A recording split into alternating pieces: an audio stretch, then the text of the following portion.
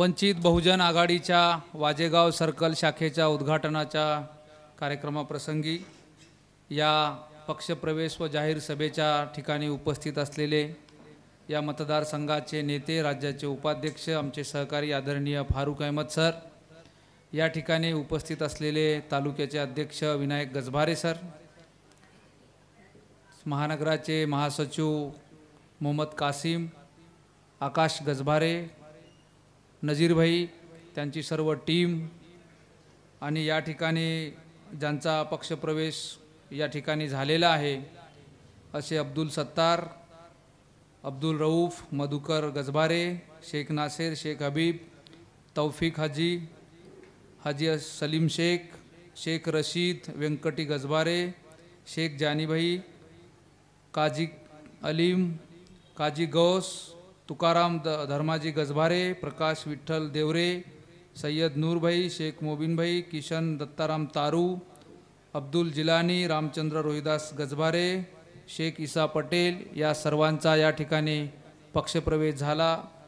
या सर्वांचं वंचित बहुजन आघाडीमध्ये मनापासून स्वागत करतो आणि आपण उपस्थित असलेले सर्व कार्यकर्ते, या पक्षाचे पदाधिकारी, मतदार, समर्थक, तरुण मित्रांनो, आपल्याला काही विषयाच्या संदर्भामध्ये काळजीपूर्वक 2-3 गोष्टी करणं गरजेचे आहे। आता आपण वंचित बहुजन आघाडी या परिवाराचे घटक झालेले आहात, या परिवाराचे सदस्य झालेले आहात। फारशा तपशिलामध्ये खोलामध्ये मी जाणार नाही। मला आपल्याशी ज्या महत्त्वाच्या 2-3 विषयावर चर्चा करायची आहे ते आपण समजून घेणं खूप गरजेचं आहे। त्यापैकी आपल्या नांदेडसाठी महत्त्वाचा विषय असलेला म्हणजे निवडणुकीच्या राजकारणात वंचित बहुजन आघाडीचा उमेदवार विजयी झाला पाहिजे। तर अनेक प्रकारच्या विविध चर्चा चालू असतात की एवढा या सगळ्या मातब्बर आणि प्रस्थापित लोकांच्या समोर वंचित बहुजन आघाडीच्या उमेदवाराला निवडून आणायचं आहे। बऱ्याचदा आपल्या कार्यकर्त्यांचा आत्मविश्वास कमी केला जातो, आपल्या कार्यकर्त्याला नैराश्यात त्या ठिकाणी आणल्या जाते, धमकावल्या जाते, दादागिरी केल्या जाते, गुंडागर्दी केल्या जाते, अनेक प्रकारच्या प्रलोभनं दिल्या जातात, विविध मार्गाने त्यांचं मतदान थांबवल्या जाते, कधी बोगस मतदान केल्या जाते। अशा या सगळ्या मार्गावर यावेळेस आपल्याला उपाययोजना करायची आहे आणि आपल्या हक्काचा आमदार या नांदेड दक्षिण विधानसभा मतदारसंघातून फारुक सरांच्या रूपाने आपल्याला विधिमंडळात पाठवायचा आहे। आता त्याची सुरुवात करायची आहे ती वाजेगाव सर्कलच्या या जाहीर सभेपासून। माझी आपल्या सर्वांना विनंती आहे की आपल्या सर्वांचे नाते गोते, मित्र, सहकारी, ओळखीचे, पात्र परिचय असलेले प्रत्येकाचं एक मत आपण वळवण्याच्या जर आपण आत्तापासून मागं लागलो, या कामी लागलो, तर आपला विजय काही फारसा दूर नाही आहे। 2019ला आपला विजय खूप चांगल्या पद्धतीने होत होता, परंतु काही अडचणीने आपल्याला ते विजय खेचून आणता आला नाही। पण यावेळेस ती संधी आपल्याला गमवायची नाही। याचे कारण आहेत, 2 उदाहरणं मी तुम्हाला देतो। आपल्या या नांदेडच्या या भागामध्ये लोहा तालुक्यामध्ये माळेगाव आहे, सर्वांना माहिती आहे माळेगाव। दरवर्षी माळेगावला हिवाळ्यामध्ये फार मोठी यात्रा भरते। थोडंसं काळजीपूर्वक ऐका। दरवर्षी माळेगावमध्ये फार मोठी यात्रा भरते। त्या यात्रेचं वैशिष्ट्य काय आहे, मी जेव्हापासून नांदेडला आलो तेव्हापासून त्या यात्रेची चर्चा होते मीडियामध्ये। त्या यात्रेमध्ये वैशिष्ट्य राहत होतं विलासराव देशमुखांचा घोडा आणि गोपीनाथ मुंडेची घोडी, असे ते विक्रीसाठी ठेवलेले सगळे प्राणी पक्षी, त्या जनावरांच्या संदर्भाने ती यात्रा प्रसिद्ध होते। अनेक कार्यक्रम चालतात सांस्कृतिक दृष्ट्या, त्याच्यापैकी लावणी महोत्सव आणि या 2 मोठ्या नेत्यांच्या घोड्याच्या संदर्भातला बाजार असते। आणि या माळेगावच्या यात्रेमध्ये मी आणि माझा मित्र पहिल्यांदाच बघायला गेलो होतो। आम्ही विचारलं आजूबाजूच्या लोकांना की या यात्रेचं वैशिष्ट्य काय आहे, तर ते मेंढाच्या केसापासून बनवलेली घोंगडी असते, त्याच्यानंतर त्या देशमुख आणि मुंडेचे घोडा आणि घोडी असते, विविध पद्धतीचे जनावरं असतात, खेळ असतात, असं आम्हाला सांगत आम्ही ती यात्रा पुढे घेऊन जात होतो। त्या यात्रेमध्ये फिरत असताना आम्ही चौकशी करत त्या घोड्याच्या पागेपर्यंत गेलो, घोड्याच्या दुकानापर्यंत गेलो आणि एका घोड्याच्या मालकासोबत आम्ही चर्चा सुरू केली।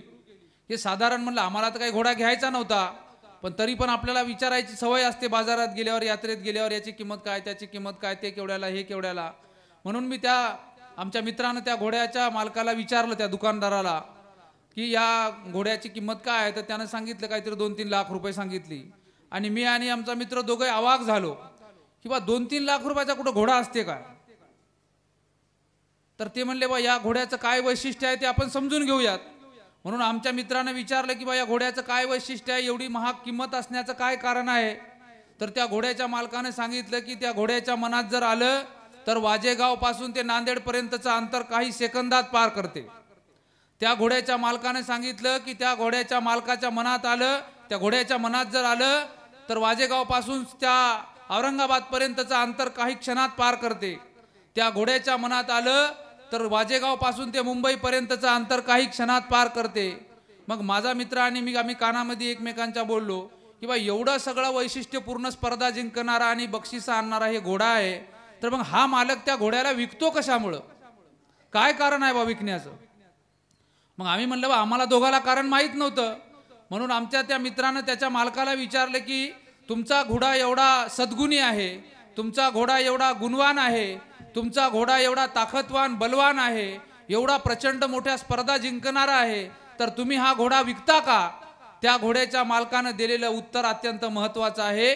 तो मालक म्हणला की माझ्या घोड्याच्या मनात आलं की ते वाजेगाव ते औरंगाबाद, वाजेगाव ते नांदेड, वाजेगाव ते नागपूर, वाजेगाव ते मुंबईचं अंतर काही क्षणात पार करते एवढा सद्गुणी घोडा आहे, पण मी विकतो याच्यासाठी की गेल्या अनेक वर्षामध्ये त्याच्या मनात काहीच येत नाही आहे. ज्या स्पर्धा जिंकणाऱ्या घोड्याच्या मनात गेल्या अनेक वर्षापासून काही येत नाही, त्याला विकल्याशिवाय त्या घोड्याची दुसरी किंमत होऊ शकत नाही. तसंच नांदेड दक्षिण विधानसभा मतदारसंघाच्या अनुषंगानं झालेला आहे. नांदेड दक्षिण विधानसभा मतदारसंघाचा उमेदवार मग ते मुस्लिम समाजाचा असेल, मग ते बौद्ध समाजातला असेल, मग ते कुठल्याही मागासवर्गीय शोषित वंचित घटकातला असेल, दरवर्षी निवडणूक आली की आता जिंकणार आहे, आता जिंकणार आहे, आता जिंकणार आहे इथपर्यंत येते. आणि नेमका 4, 2, 10, 15, 12 हजारात, 15 हजारात, 20 हजारात आपल्या ताकदीवर विजयी होणारा उमेदवार पराभूत होतो आणि परत आपली खरेदी विक्री सुरू होते. मग कधी आपली खरेदी विक्री करणारा पोकर्णा असतो, तर आपली खरेदी विक्री करणारा कधी कंदकुर्ती असतो, तर कधी मोहन हंबर्डे असतो. आपण काही घोडे नाही आणि ते काही आपले मालक नाही, हे दाखवून देण्याची वेळ आलेली आहे 2024च्या उद्याच्या विधानसभेच्या निवडणुकीला. ते आपण कसं दाखवून देणार आहोत, एक उदाहरण सांगतो. या ठिकाणी उदाहरण सांगतो. शिवाजी महाराजांच्या कार्यकाळामध्ये 2 महत्त्वाच्या लढाया झाल्या होत्या. त्यापैकी एक महत्त्वाची लढाई काय होती, राजकीय लढाई होती. ही काही धार्मिक सामाजिक लढाई नव्हती. काय लढाई होती, गरीब आणि श्रीमंतीच्या संदर्भात सामाजिक आणि राजकीय दृष्टिकोनातून लढाई होती. की त्या ठिकाणी मातब्बर राजांच्या विरोधात शिवाजी महाराजांची लढाई होती. एकीकडे मातब्बर राजे होते, निजामशाह, कुतुबशाह, आदिलशाह वगैरे ही राजे होते, तर एकीकडे शिवाजी महाराजांच्या सोबत खाजी हैदर पासून ते मीर मोहम्मद पर्यंतचे सामान्य सैनिक होते. आणि शिवाजी महाराज त्या राजांच्या तुलनेत फार काही बलशाली नव्हते. शिवाजी महाराजांच्या सैन्याला काही फार मोठी पगार नव्हती, फार मोठी आयुष्य आराम नव्हते, फार मोठी सोयी सुविधा नव्हती आणि फार मोठे अत्याधुनिक शस्त्रास्त्र नव्हते. आणि त्या ठिकाणी त्यांची लढाई ज्या राजांच्या विरोधात होती त्यांच्याकडे विविध पद्धतीचे शस्त्रास्त्र होते, प्रचंड पैसा होता, प्रचंड संपत्ती होती, विविध पद्धतीचे शानशौक सगळ्या गोष्टी ते पुढचे विरोधक पुरवत होते. परंतु लढाई होताना मात्र शिवाजी महाराज प्रत्येक लढाईत जिंकत होते. म्हणजे ज्यांच्याकडे सगळ्या गोष्टीची कमतरता आहे तरी शिवाजी महाराज जिंकत होते. आणि ज्यांच्याकडे संसाधन, संपत्ती, पैसा, अदला, माणसं, धतिंगशाही, गुंडागर्दी, दादागिरी सगळ्या गोष्टीची तयारी होती, पण ते माणसं हरत होते आणि शिवाजी महाराज जिंकत होते. याचं कारण काय होतं माहिती आहे? परत नांदेड दक्षिण मतदारसंघ त्याच्यात येत होता. शिवाजी महाराजांची लढाई ज्यांच्या विरोधात होती ते सगळे वतनावर नाही तर वेतनावर प्रेम करणारे सैनिक होते.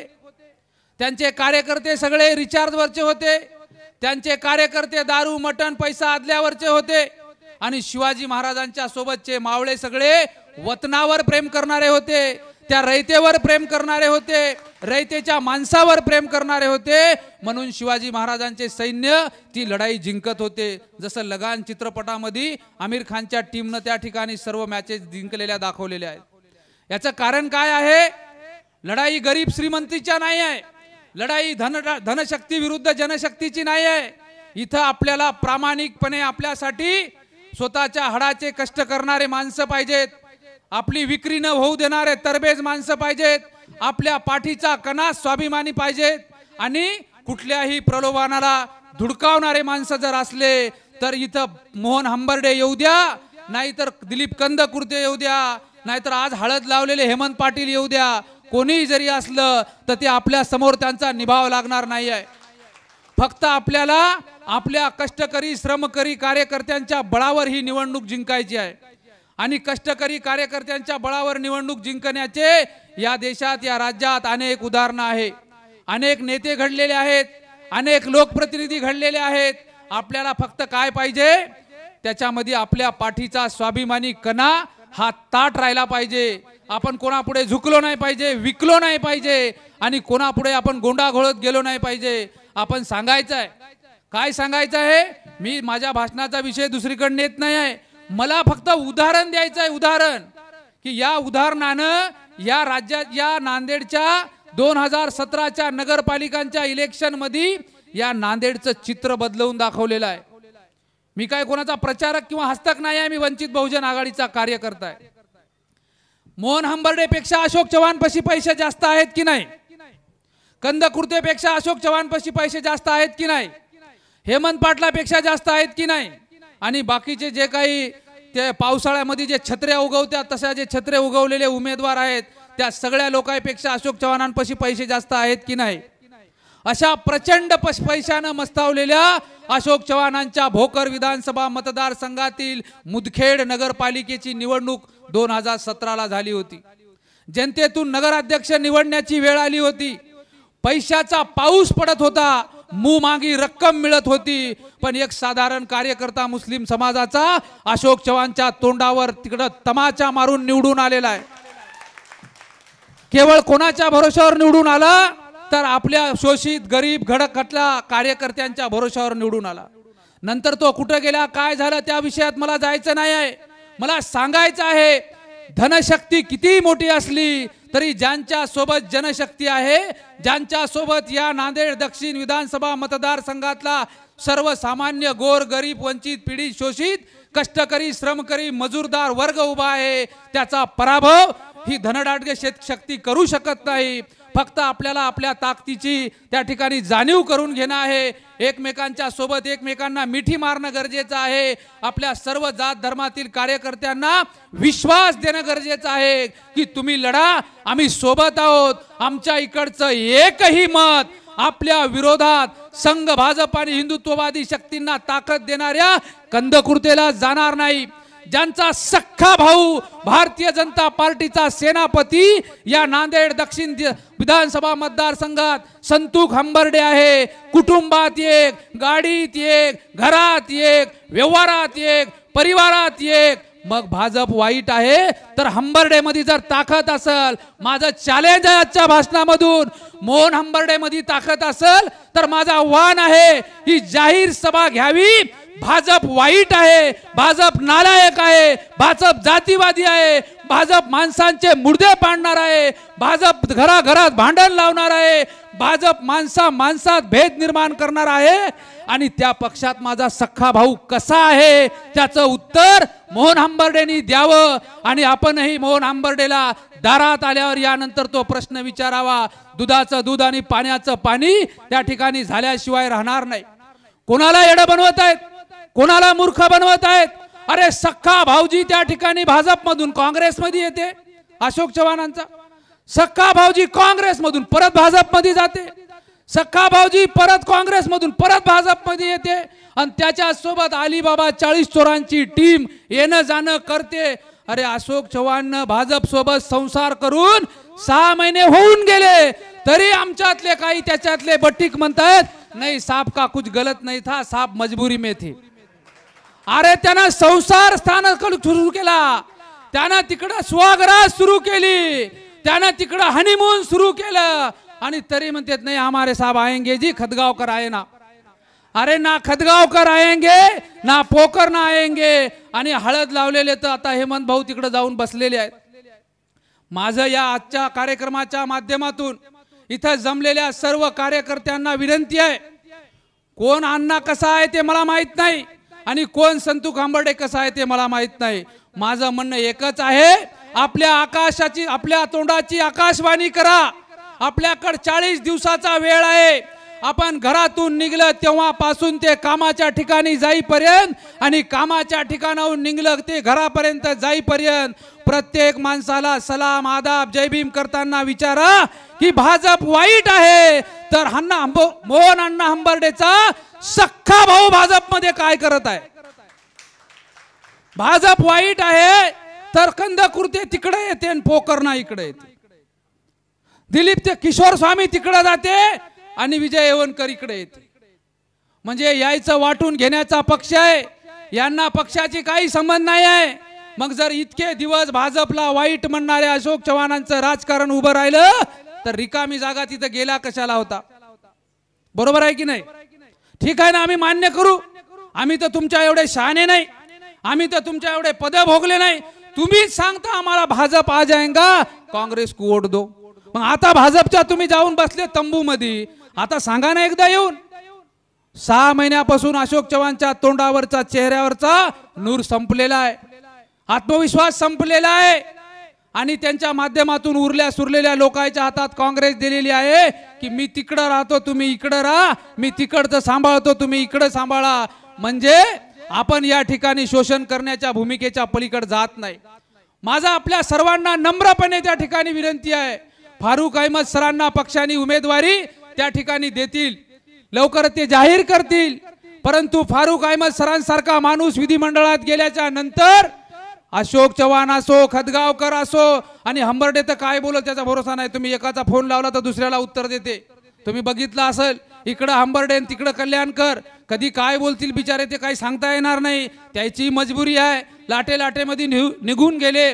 आपल्याला त्याच्या गुणवत्तेवर काही बोलायचं नाही. फारुख अहमद सर त्या महाराष्ट्राच्या विधिमंडळामध्ये यांच्या अनेक अलिबाबा 40 चोराच्या टीमला पुरून उरतील आणि दक्षिणचा आवाज त्या ठिकाणी बुलंद करतील. आदरणीय बाळासाहेब आंबेडकरांची ताकद ज्या माणसाच्या पाठीशी उभी आहे तो माणूस 288 पैकी एका आमदाराला मोजत नाही, न कोण्या दादाला नाही, न कोण्या नानाला नाही, न कोण्या साहेबाला नाही. म्हणून आलेली संधी गमावू नका.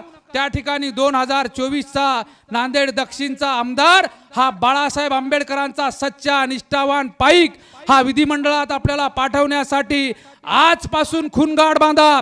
कोणाचे पैसे येऊ द्या, कोणाचा माल येऊ द्या, कोणाचे प्रलोभन येऊ द्या, सगळं खिशात घाला आणि गॅस सिलेंडरचं बटन दाबा. एवढंच या ठिकाणी आवाहन करतो आणि थांबतो. मला बोलण्याची संधी दिली त्याबद्दल आयोजकाचे आभार मानतो. धन्यवाद. जय भीम, जय भारत, खुदा हाफिज. थँक्यू.